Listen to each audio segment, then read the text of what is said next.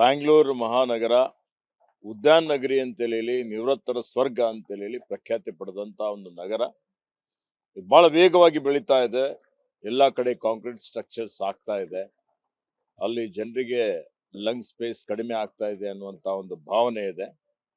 ಇವತ್ತು ಬ್ಯಾಂಗ್ಳೂರಿನಲ್ಲಿ ಸುಮಾರು ಇವತ್ತು 1760ರಲ್ಲಿ ಪ್ರಪ್ರಥಮವಾಗಿ ಒಂದು ಲಾಲ್ಬಾಗ್ ಅನ್ನುವಂತ ಒಂದು ಬೃಹತ್ ಉದ್ಯಾನವನ ಬಂತು. ಅದಾದ್ಮೇಲೆ 1870ರಲ್ಲಿ ಕಬ್ಬನ್ ಪಾರ್ಕ್ ಬಂತು. ಅದಾದ ನಂತರ ಯಾವುದೇ ಒಂದು ದೊಡ್ಡ ಮಟ್ಟದ ಬೃಹತ್ ಉದ್ಯಾನವನ ಬೆಂಗಳೂರಿನಲ್ಲಿ ಬಂದಿಲ್ಲ. ಸಣ್ಣ ಪುಟ್ಟ ಇವತ್ತು ಉದ್ಯಾನವನ ಮಾಡಿದ್ದಿದೆ. ಅದಕ್ಕೆ ಇವತ್ತು ನಾವು ಅರಣ್ಯ ಇಲಾಖೆ ವತಿಯಿಂದ ಅರಣ್ಯ ಇಲಾಖೆದೇ ಕರ್ನಾಟಕ ಫಾರೆಸ್ಟ್ ಡೆವಲಪ್ಮೆಂಟ್ ಕಾರ್ಪೊರೇಷನ್ಗೆ ಕೊಟ್ಟಂತ 153 ಎಕರೆ ಜಮೀನಿನಲ್ಲಿ ಬರೀ ಯುಕ್ಯಾಲಿಪ್ಟಸ್ ಬೆಳೆದಿದ್ದಿತ್ತು. ಈಗ ನನ್ನ ಗಮನಕ್ಕೆ ಬಂದ ಮೇಲೆ ಅದನ್ನು ನಾನು ಬೃಹತ್ ಉದ್ಯಾನವನನ್ನಾಗಿ ಮಾಡಬೇಕು ಅಂತ ಹೇಳಿ ಒಂದು ತೀರ್ಮಾನವನ್ನು ಮಾಡಿ ಅದಕ್ಕೆ ಬೇಕಾದಂತ ಎಲ್ಲಾ ಪರವಾನಗಿಗಳನ್ನೆಲ್ಲವನ್ನು ತೆಗೆದುಕೊಂಡು ಇವತ್ತು ಮಾನ್ಯ ಮುಖ್ಯಮಂತ್ರಿಯವರು, ಮಾನ್ಯ ಉಪಮುಖ್ಯಮಂತ್ರಿಗಳು, ಎಲ್ಲ ಸಚಿವ ಸಂಪುಟದ ಸದಸ್ಯರು ಮೊನ್ನೆ ನಡೆದಂತಹ ಸಚಿವ ಸಂಪುಟದ ಸಭೆಯಲ್ಲಿ ಅದಕ್ಕೆ ಅನುಮೋದನೆಯನ್ನು ಕೊಟ್ಟಿದ್ದಾರೆ. ಸುಮಾರು 250 ಕೋಟಿ ರೂಪಾಯಿ ವೆಚ್ಚದಲ್ಲಿ 153 ಎಕರೆ ಭೂಮಿಯಲ್ಲಿ ಬ್ಯಾಂಗ್ಳೂರಿನ ಉತ್ತರ ವಲಯದಲ್ಲಿ ಅಂದರೆ ಯಲಹಂಕದಲ್ಲಿ ಮಾದಪ್ಪನಹಳ್ಳಿಯಲ್ಲಿ ಒಂದು ಬೃಹತ್ ವಿಶ್ವಗುರು ಬಸವಣ್ಣ ಬಯೋಡೈವರ್ಸಿಟಿ ಬೃಹತ್ ಉದ್ಯಾನವನ ನಿರ್ಮಾಣ ಮಾಡಲಿಕ್ಕೆ ಅನುಮೋದನೆ ಸಿಕ್ಕಿದೆ. ಈ ಒಂದು ಕಾಮಗಾರಿ 1.5 ತಿಂಗಳಲ್ಲಿ ಇದಕ್ಕೆ ಶಂಕುಸ್ಥಾಪನೆ ಹಾಕಿ ಪ್ರಾರಂಭ ಮಾಡಿ 2 ವರ್ಷಗಳ ಅವಧಿಯಲ್ಲಿ ಇದನ್ನು ಇವತ್ತು ಪೂರ್ಣ ಮಾಡಿ ಇದಕ್ಕೆ ಬ್ಯಾಂಗ್ಳೂರ್ ನಗರದವರಿಗೆ ಲೋಕಾರ್ಪಣೆ ಮಾಡಲಾಗುವುದು ಅಂತ ಹೇಳಿ ನಾನು ಹೇಳಲಿಕ್ಕೆ ಬಯಸ್ತಾ ಇದ್ದೀನಿ. ಇದರಲ್ಲಿ ಇವತ್ತು ಔಷಧೀಯ ಸಸ್ಯಗಳ ಒಂದು ವಿಭಾಗ ಮಾಡ್ತೀವಿ. ಮತ್ತೆ ಪಕ್ಷಿ ಲೋಕ ಇರುತ್ತೆ, ಇಂಟರ್ಪ್ರಿಟೇಷನ್ ಸೆಂಟರ್ ಇರುತ್ತೆ, ದೊಡ್ಡ ಬೃಹತ್ ವೃಕ್ಷೋದ್ಯಾನ ಇರುತ್ತೆ, ಒಂದು ಕೆರೆ ಇದೆ. ಹೀಗಾಗಿ ನಮ್ಮ ವಿದ್ಯಾರ್ಥಿನಿಯರಿಗೆ ಮುಂದಿನ ಪೀಳಿಗೆಗೆ ಅಲ್ಲಿ ಹೋಗಿದ್ರೆ ಇವತ್ತು ಯಾವುದೇ ಮರ ಹಾಕಿದ್ರು ಆ ಮರ ನೋಡಿದ್ರೆ ಹೊರಗಡೆ ಫಲಕ ಹಾಕಿ ಇಂಥ ಮರ ಇದೆ ಅಂತ ಹೇಳಿ ಒಂದು 50 ಮರಗಳು ಆ ಮಕ್ಕಳು ಗುರುತಿಡಿಬೇಕು. ಆ ರೀತಿಯಲ್ಲಿ ಆ ಬೃಹತ್ ಉದ್ಯಾನವನ ಇವತ್ತು ಹೊರಹೊಮ್ಮಲಿದೆ. ಇದರಿಂದ ಇವತ್ತು ಬ್ಯಾಂಗ್ಳೂರ್ ನಿವಾಸಿಗಳಿಗೆ ಬಹಳಷ್ಟು ಅವರಿಗೆ ಒತ್ತಡ ಕಡಿಮೆ ಆಗುವಂತ ಒಂದು ರೀತಿಯಲ್ಲಿ ಮತ್ತು ಆ ಒಂದು ಅತ್ಯಂತ ಬೆಲೆ ಬಾಳುವಂತ ಒಂದು ಏನು ಭೂಮಿ ಇತ್ತು ಅದನ್ನು ಸಂರಕ್ಷಣೆ ಮಾಡುವಂತ ಒಂದು ಉದ್ದೇಶ ಎರಡು ಪೂರ್ತಿ ಆಗ್ತವೆ. ಅದಕ್ಕಾಗಿ ನಾನು ಮಾನ್ಯ ಮುಖ್ಯಮಂತ್ರಿಗಳಿಗೆ ಎಲ್ರಿಗೂ ಅಭಿನಂದನೆಗಳನ್ನು ಸಲ್ಲಿಸ್ತೇನೆ. ಹೌದು, ನನ್ನ ಗುರಿ 2026 ಡಿಸೆಂಬರ್ ಒಳಗಾಗಿ 742 ಕೋಟಿ ರೂಪಾಯಿ ವೆಚ್ಚದಲ್ಲಿ ನಾವು ಬಸವ ಕಲ್ಯಾಣದಲ್ಲಿ ಏನೋ ಒಂದು ಅನುಭವ ಮಂಟಪ ಕಟ್ಟಡ ನಿರ್ಮಾಣ ಮಾಡ್ತಾ ಇದ್ದೇವೆ. ಆ ಕಟ್ಟಡ ಪೂರ್ಣಗೊಳಿಸಿ ಇಡೀ ಜಗತ್ತಿಗೆ ಲೋಕಾರ್ಪಣೆ ಮಾಡಬೇಕು. ಅದರ ಮುಖಾಂತರ ಒಂದು ಸಮಾಜ ನಿರ್ಮಾಣ ಮಾಡಲಿಕ್ಕೆ ಎಲ್ಲಿ ಇವತ್ತು ವರ್ಗ ಭೇದ ಇದೆ, ವರ್ಣ ಭೇದ ಇದೆ, ಲಿಂಗ ಭೇದ ಇದೆ, ಇದರಿಂದ ಅನೇಕ ಆತಂಕ, ಅನೇಕ ಒಂದು ರೀತಿಯಲ್ಲಿ ಭಯದ ವಾತಾವರಣ ನಿರ್ಮಾಣ ಆಗಿದೆ. ಸಾಮರಸ್ಯ ಮೂಡಿಸ್ಬೇಕು, ಇವತ್ತು ಸದ್ಭಾವನೆ ಮೂಡಿಸ್ಬೇಕು, ಸಹೋದರತ್ವ ಸಹಬಾಳ್ವೆಯ ಒಂದು ಸಮಾಜ ಇರಬೇಕು ಅನ್ನುವಂತ ರೀತಿಯಿಂದ ಒಂದು ಸಂದೇಶ ಕೊಡುವಂತ ಒಂದು ಕೆಲಸ ನಾವು ಮಾಡ್ತೇವೆ. ಯಾವುದೇ ಕೊರತೆ ಇಲ್ಲ. ನಮ್ಮ ಸರ್ಕಾರ ಬಂದ ಮೇಲೆ ಈಗಾಗಲೇ 200 ಕೋಟಿ ಕೊಟ್ಟಿದ್ದೇವೆ. ಹಿಂದೆ 200 ಕೋಟಿ 400 ಕೋಟಿ ರೂಪಾಯಿ ಖರ್ಚಾಗಿದೆ. ಇನ್ನೂ ಸುಮಾರು 100 ಕೋಟಿ ರೂಪಾಯಿ ಬಿಡುಗಡೆ ಮಾಡಲಿಕ್ಕೆ ನಾನು ಮಾನ್ಯ ಮುಖ್ಯಮಂತ್ರಿಯವರಿಗೆ ವಿನಂತಿಯನ್ನು ಮಾಡಿದ್ದೇನೆ. ಆ 100 ಕೋಟಿ ಹಣನೂ ಬಿಡುಗಡೆ ಮಾಡಿಸ್ತೀವಿ. ಯಾವುದೇ ರೀತಿಯ ಕೊರತೆ ಇಲ್ಲ. ಇವತ್ತು ಕಾಮಗಾರಿ ನಡೀತಾ ಇದೆ. ಈ ಡಿಸೆಂಬರ್ ಒಳಗಾಗಿ ಅನುಭವ ಮಂಟಪ ಪೂರ್ಣಗೊಳಿಸುವಂತ ಒಂದು ಕೆಲಸವನ್ನು ನಾವು ಮಾಡ್ತೇವೆ. ನೋಡಿ, ಅತ್ಯಂತ ದುರದೃಷ್ಟ ಬಳ್ಳಾರಿಯಲ್ಲಿ ಈಗ ರೆಡ್ಡಿ ಬ್ರದರ್ಸ್ ಅಂದ್ರೆ ಜನಾನ್ ರೆಡ್ಡಿ ಅವರಿದ್ದಾಗ ಯಾವ ರೀತಿಯಲ್ಲಿ ಬಳ್ಳಾರಿಯಲ್ಲಿ ಒಂದು ರೀತಿಯ ಆತಂಕದ ಒಂದು ವಾತಾವರಣವನ್ನು ನಿರ್ಮಾಣ ಮಾಡಿದ್ರು. ಮತ್ತೆ ಇವತ್ತು ಅವರ ಒಂದು ಕುಮ್ಮಕ್ಕಿನಿಂದ ನಡೀತಾ ಇದೆ. ಇದು ಸರಿಯಲ್ಲ. ಸನ್ಮಾನ್ಯ ಮುಖ್ಯಮಂತ್ರಿಗಳು ತನಿಖೆಗೆ ಆದೇಶ ಮಾಡಿದ್ದಾರೆ. ತನಿಖಾ ವರದಿ ಬಂದ ಮೇಲೆ ಎಲ್ಲಾ ರೀತಿಯ ಕ್ರಮ ಆಗುತ್ತೆ. ನೋಡಿ, ಸರ್ಕಾರದಲ್ಲಿ ಇವತ್ತು ಮಾನ್ಯ ಮುಖ್ಯಮಂತ್ರಿಗಳು, ಗೃಹ ಮಂತ್ರಿಗಳು ಇದ್ರ ಬಗ್ಗೆ ಬಹಳ ಗಂಭೀರತೆಯಿಂದ ಈ ವಿಷಯವನ್ನು ಪರಿಗಣನೆ ಮಾಡಿದ್ದಾರೆ. ಮತ್ತೆ ಇದ್ರ ಮೇಲೆ ಕಾನೂನು ರೀತಿಯ ಕ್ರಮ ಆಗುತ್ತೆ. ಸರ್, ಈ ಜನಾರ್ದನ್ ರೆಡ್ಡಿ ಸಿಬಿಐ ತನಿಖೆ ಆಗ್ಬೇಕು, ಇಲ್ಲ ನಿವೃತ್ತ ಹಾಲಿ ಜಡ್ಜ್ ಜಡ್ಜ್ ಇರ್ತಾರ ಅವ್ರಿಗೆ ತನಿಖೆ ಆಗ್ಬೇಕು ಅಂತ. ನಮ್ಮ ಪೊಲೀಸ್ ಅಧಿಕಾರಿಗಳು ಯಾವುದೇ ರೀತಿಯಲ್ಲಿ ಕಡಿಮೆ ಇಲ್ಲ, ಅತ್ಯಂತ ಸಮರ್ಥವಾಗಿ ಅನೇಕ ಪ್ರಕರಣಗಳನ್ನು ಭೇದಿಸಿದ್ದಾರೆ. ಮತ್ತೆ ಪಾರದರ್ಶಕವಾಗಿ ಇವತ್ತು ತನಿಖೆಯನ್ನು ಮಾಡ್ತಾರೆ. ತನಿಖೆ ವರದಿ ಆಧಾರದ ಮೇಲೆ ಕ್ರಮ ಆಗುತ್ತೆ. ಕೋಗಿಲ್ ವಿಚಾರದಲ್ಲಿ ಸರ್, ಎಲ್ಲರಿಗೂ ಏಕಾಏಕಿ ಕೊಡಕ್ ಬರೋದಿಲ್ಲ ಅನ್ನುವಂಥದ್ದು. ನೋಡಿ, ಕಾಂಗ್ರೆಸ್ ಸರ್ಕಾರ ಸಾಮಾಜಿಕ ನ್ಯಾಯದ ಪರ ಸರ್ಕಾರ ಇದೆ. ಸಮಾಜ ನಿರ್ಮಾಣ ಮಾಡಲಿಕ್ಕೆ ನಾವೆಲ್ಲ ಹೊರಟಿದ್ದೇವೆ. ಇದರಲ್ಲಿ ಯಾವುದೇ ಜಾತಿ ಮತ ಧರ್ಮ ಪಂಥ ಪಂಗಡ ಅನ್ನುವಂಥದ್ದು ಆ ವಿಷಯ ಬರೋದಿಲ್ಲ. ನೋಡಿ,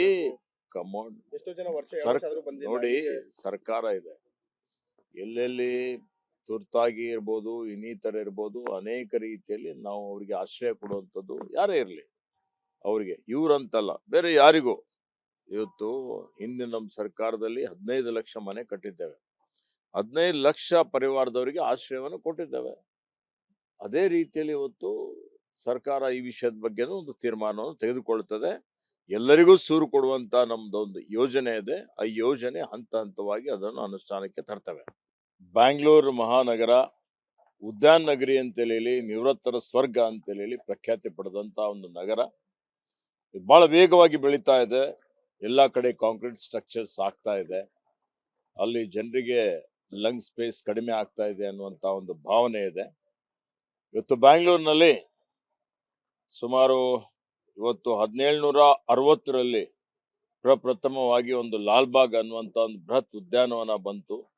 ಅದಾದ್ಮೇಲೆ 1870ರಲ್ಲಿ ಕಬ್ಬನ್ ಪಾರ್ಕ್ ಬಂತು. ಅದಾದ ನಂತರ ಯಾವುದೇ ಒಂದು ದೊಡ್ಡ ಮಟ್ಟದ ಬೃಹತ್ ಉದ್ಯಾನವನ ಬೆಂಗಳೂರಿನಲ್ಲಿ ಬಂದಿಲ್ಲ. ಸಣ್ಣ ಪುಟ್ಟ ಇವತ್ತು ಉದ್ಯಾನವನ ಮಾಡಿದ್ದಿದೆ. ಅದಕ್ಕೆ ಇವತ್ತು ನಾವು ಅರಣ್ಯ ಇಲಾಖೆ ವತಿಯಿಂದ, ಅರಣ್ಯ ಇಲಾಖೆದೇ ಕರ್ನಾಟಕ ಫಾರೆಸ್ಟ್ ಡೆವಲಪ್ಮೆಂಟ್ ಕಾರ್ಪೊರೇಷನ್ಗೆ ಕೊಟ್ಟಂತ 153 ಎಕರೆ ಜಮೀನಿನಲ್ಲಿ ಬರೀ ಯುಕ್ಯಾಲಿಪ್ಟಸ್ ಬೆಳೆದಿದ್ದಿತ್ತು. ಈಗ ನನ್ನ ಗಮನಕ್ಕೆ ಬಂದ ಮೇಲೆ ಅದನ್ನು ನಾನು ಬೃಹತ್ ಉದ್ಯಾನವನನ್ನಾಗಿ ಮಾಡಬೇಕು ಅಂತ ಹೇಳಿ ಒಂದು ತೀರ್ಮಾನವನ್ನು ಮಾಡಿ ಅದಕ್ಕೆ ಬೇಕಾದಂತ ಎಲ್ಲ ಪರವಾನಗಿಗಳನ್ನೆಲ್ಲವನ್ನು ತೆಗೆದುಕೊಂಡು ಇವತ್ತು ಮಾನ್ಯ ಮುಖ್ಯಮಂತ್ರಿಯವರು, ಮಾನ್ಯ ಉಪಮುಖ್ಯಮಂತ್ರಿಗಳು, ಎಲ್ಲ ಸಚಿವ ಸಂಪುಟದ ಸದಸ್ಯರು ಮೊನ್ನೆ ನಡೆದಂತಹ ಸಚಿವ ಸಂಪುಟದ ಸಭೆಯಲ್ಲಿ ಅದಕ್ಕೆ ಅನುಮೋದನೆಯನ್ನು ಕೊಟ್ಟಿದ್ದಾರೆ. ಸುಮಾರು 250 ಕೋಟಿ ರೂಪಾಯಿ ವೆಚ್ಚದಲ್ಲಿ 153 ಎಕರೆ ಭೂಮಿಯಲ್ಲಿ ಬ್ಯಾಂಗ್ಳೂರಿನ ಉತ್ತರ ವಲಯದಲ್ಲಿ ಅಂದರೆ ಯಲಹಂಕದಲ್ಲಿ ಮಾದಪ್ಪನಹಳ್ಳಿಯಲ್ಲಿ ಒಂದು ಬೃಹತ್ ವಿಶ್ವಗುರು ಬಸವಣ್ಣ ಬಯೋಡೈವರ್ಸಿಟಿ ಬೃಹತ್ ಉದ್ಯಾನವನ ನಿರ್ಮಾಣ ಮಾಡಲಿಕ್ಕೆ ಅನುಮೋದನೆ ಸಿಕ್ಕಿದೆ. ಈ ಒಂದು ಕಾಮಗಾರಿ 1.5 ತಿಂಗಳಲ್ಲಿ ಇದಕ್ಕೆ ಶಂಕುಸ್ಥಾಪನೆ ಹಾಕಿ ಪ್ರಾರಂಭ ಮಾಡಿ 2 ವರ್ಷಗಳ ಅವಧಿಯಲ್ಲಿ ಇದನ್ನು ಇವತ್ತು ಪೂರ್ಣ ಮಾಡಿ ಇದಕ್ಕೆ ಬ್ಯಾಂಗ್ಳೂರ್ ನಗರದವರಿಗೆ ಲೋಕಾರ್ಪಣೆ ಮಾಡಲಾಗುವುದು ಅಂತ ಹೇಳಿ ನಾನು ಹೇಳಲಿಕ್ಕೆ ಬಯಸ್ತಾ ಇದ್ದೀನಿ.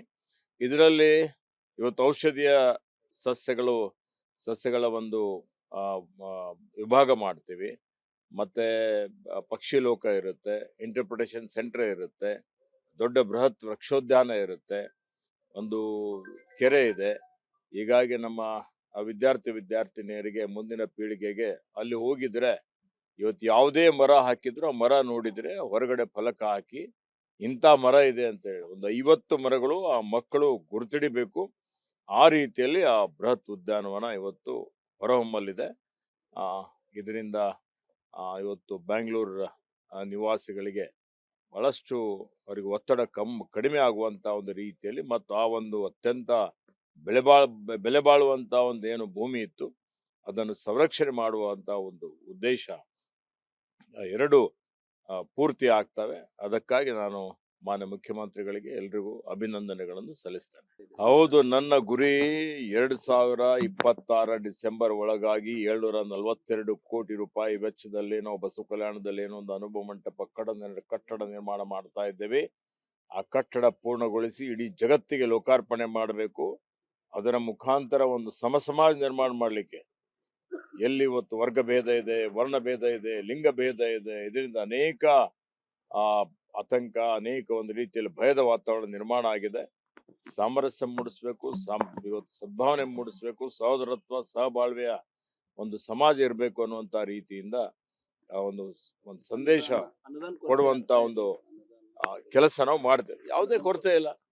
ನಮ್ಮ ಸರ್ಕಾರ ಬಂದ್ಮೇಲೆ ಈಗಾಗಲೇ 200 ಕೋಟಿ ಕೊಟ್ಟಿದ್ದೇವೆ. ಹಿಂದೆ 200 ಕೋಟಿ 400 ಕೋಟಿ ರೂಪಾಯಿ ಖರ್ಚಾಗಿದೆ. ಇನ್ನೂ ಸುಮಾರು 100 ಕೋಟಿ ರೂಪಾಯಿ ಬಿಡುಗಡೆ ಮಾಡಲಿಕ್ಕೆ ನಾನು ಮಾನ್ಯ ಮುಖ್ಯಮಂತ್ರಿಯವರಿಗೆ ವಿನಂತಿಯನ್ನು ಮಾಡಿದ್ದೇನೆ. ಆ 100 ಕೋಟಿ ಹಣನೂ ಬಿಡುಗಡೆ ಮಾಡಿಸ್ತೀವಿ. ಯಾವುದೇ ರೀತಿಯ ಕೊರತೆ ಇಲ್ಲ. ಇವತ್ತು ಕಾಮಗಾರಿ ನಡೀತಾ ಇದೆ. ಈ ಡಿಸೆಂಬರ್ ಒಳಗಾಗಿ ಅನುಭವ ಮಂಟಪ ಪೂರ್ಣಗೊಳಿಸುವಂತ ಒಂದು ಕೆಲಸವನ್ನು ನಾವು ಮಾಡ್ತೇವೆ.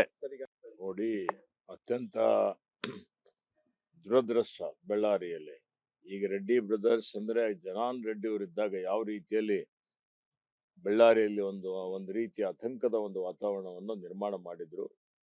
ಮತ್ತೆ ಇವತ್ತು ಅವರ ಒಂದು ಕುಮ್ಮಕ್ಕಿನಿಂದ ನಡೀತಾ ಇದೆ. ಇದು ಸರಿಯಲ್ಲ. ಸನ್ಮಾನ್ಯ ಮುಖ್ಯಮಂತ್ರಿಗಳು ತನಿಖೆಗೆ ಆದೇಶ ಮಾಡಿದ್ದಾರೆ. ತನಿಖಾ ವರದಿ ಬಂದ ಮೇಲೆ ಎಲ್ಲಾ ರೀತಿಯ ಕ್ರಮ ಆಗುತ್ತೆ. ನೋಡಿ, ಸರ್ಕಾರದಲ್ಲಿ ಇವತ್ತು ಮಾನ್ಯ ಮುಖ್ಯಮಂತ್ರಿಗಳು, ಗೃಹ ಮಂತ್ರಿಗಳು ಇದ್ರ ಬಗ್ಗೆ ಬಹಳ ಗಂಭೀರತೆಯಿಂದ ಈ ವಿಷಯವನ್ನು ಪರಿಗಣನೆ ಮಾಡಿದ್ದಾರೆ. ಮತ್ತೆ ಇದ್ರ ಮೇಲೆ ಕಾನೂನು ರೀತಿಯ ಕ್ರಮ ಆಗುತ್ತೆ. ಸರ್, ಈಗ ಜನಾರ್ದನ್ ರೆಡ್ಡಿ ಸಿಬಿಐ ತನಿಖೆ ಆಗ್ಬೇಕು, ಇಲ್ಲ ನಿವೃತ್ತ ಹಾಲಿ ಜಡ್ಜ್ ಜಡ್ಜ್ ಇರ್ತಾರ ಅವ್ರಿಗೆ ತನಿಖೆ ಆಗ್ಬೇಕು ಅಂತ ನೋಡಿ, ನಮ್ಮ ಪೊಲೀಸ್ ಅಧಿಕಾರಿಗಳು ಯಾವುದೇ ರೀತಿಯಲ್ಲಿ ಕಡಿಮೆ ಇಲ್ಲ. ಅತ್ಯಂತ ಸಮರ್ಥವಾಗಿ ಅನೇಕ ಪ್ರಕರಣಗಳನ್ನು ಭೇದಿಸಿದ್ದಾರೆ. ಮತ್ತೆ ಪಾರದರ್ಶಕವಾಗಿ ಇವತ್ತು ತನಿಖೆಯನ್ನು ಮಾಡ್ತಾರೆ. ತನಿಖೆ ವರದಿ ಆಧಾರದ ಮೇಲೆ ಕ್ರಮ ಆಗುತ್ತೆ. ಕೋಗಿಲ್ ವಿಚಾರದಲ್ಲಿ ಸರ್ ಎಲ್ಲರಿಗೂ ಏಕಾಏಕಿ ಕೊಡಕ್ ಬರೋದಿಲ್ಲ ನೋಡಿ, ಕಾಂಗ್ರೆಸ್ ಸರ್ಕಾರ ಸಾಮಾಜಿಕ ನ್ಯಾಯದ ಪರ ಸರ್ಕಾರ ಇದೆ. ಸಮಾಜ ನಿರ್ಮಾಣ ಮಾಡಲಿಕ್ಕೆ ನಾವೆಲ್ಲ ಹೊರಟಿದ್ದೇವೆ. ಇದರಲ್ಲಿ ಯಾವುದೇ ಜಾತಿ, ಮತ, ಧರ್ಮ, ಪಂಥ, ಪಂಗಡ ಅನ್ನುವಂಥದ್ದು ಆ ವಿಷಯ ಬರೋದಿಲ್ಲ. ನೋಡಿ, ಕಮೌಂಟ್ ಎಷ್ಟೋ ಜನ ನೋಡಿ, ಸರ್ಕಾರ ಇದೆ. ಎಲ್ಲೆಲ್ಲಿ ತುರ್ತಾಗಿ ಇರ್ಬೋದು, ಇನ್ನಿತರ ಇರ್ಬೋದು, ಅನೇಕ ರೀತಿಯಲ್ಲಿ ನಾವು ಅವರಿಗೆ ಆಶ್ರಯ ಕೊಡುವಂಥದ್ದು ಯಾರೇ ಇರಲಿ ಅವರಿಗೆ, ಇವ್ರಂತಲ್ಲ ಬೇರೆ ಯಾರಿಗೂ. ಇವತ್ತು ಹಿಂದೆ ನಮ್ಮ ಸರ್ಕಾರದಲ್ಲಿ 15 ಲಕ್ಷ ಮನೆ ಕಟ್ಟಿದ್ದೇವೆ. 15 ಲಕ್ಷ ಪರಿವಾರದವರಿಗೆ ಆಶ್ರಯವನ್ನು ಕೊಟ್ಟಿದ್ದೇವೆ. ಅದೇ ರೀತಿಯಲ್ಲಿ ಇವತ್ತು ಸರ್ಕಾರ ಈ ವಿಷಯದ ಬಗ್ಗೆನೂ ಒಂದು ತೀರ್ಮಾನವನ್ನು ತೆಗೆದುಕೊಳ್ಳುತ್ತದೆ. ಎಲ್ಲರಿಗೂ ಸೂರು ಕೊಡುವಂತ ನಮ್ದೊಂದು ಯೋಜನೆ ಇದೆ. ಆ ಯೋಜನೆ ಹಂತ ಹಂತವಾಗಿ ಅದನ್ನು ಅನುಷ್ಠಾನಕ್ಕೆ ತರ್ತವೆ.